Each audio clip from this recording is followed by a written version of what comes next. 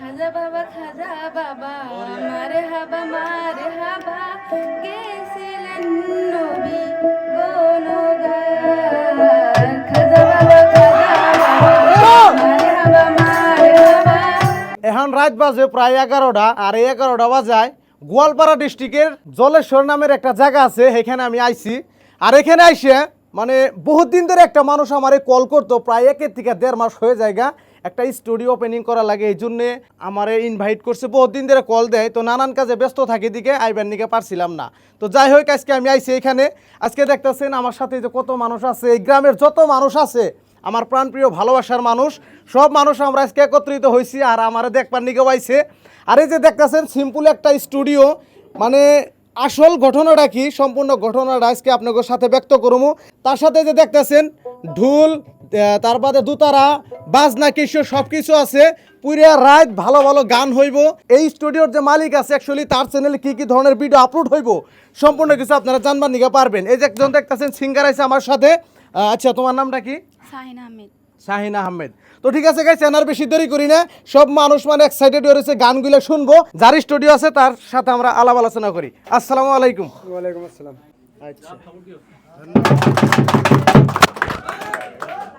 আচ্ছা, এই মানুষটা অনেক দিন ধরে আমার কল করতো যে একটা ছোটো মোটো স্টুডিও ওপেনিং করব।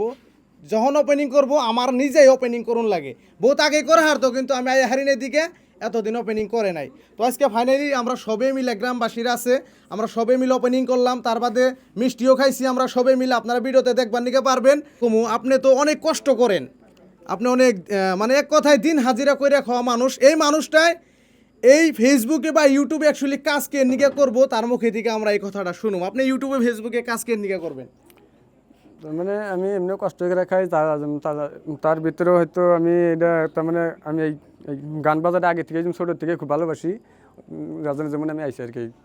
এই জন্য কথাটা হলো কি, বহুত মানুষ আছে গান বাজনা কিন্তু বহুত ভালো পায়, কিন্তু সাংসারিক কর্মক্ষেত্রে তারা গান বাজনা বা ধরেন জাগবিতের ট্যালেন্ট আছে, তারা কিন্তু ফোকাস করবার নিকে পারে না সাংসারিক কিংবা অসুবিধা থাকার জন্য।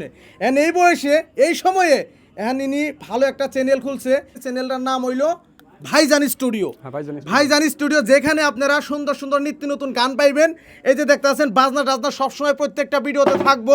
তার বাদে আরও নিত্য নতুন ধরেন এই সামাজিকমূলক মেসেজ থাকবো ভিডিওতে। এক কথায় ভালো ভালো বস্তু আপনারা উপহার পাইবেন এই ইনার তরফ থেকে। এই যে একজন সিঙ্গার আছে, ইনি গান টান গাইবো, এই বাজনা টাজনা সবসময় থাকবো। তো এনার আমরা বেশি দেরি করবো না, চ্যানেলের নামটা কয়ে দিছি, আপনারা সবাই চ্যানেলটা যদি ফলো করেন ভালো ভালো ভিডিও পাইবেন।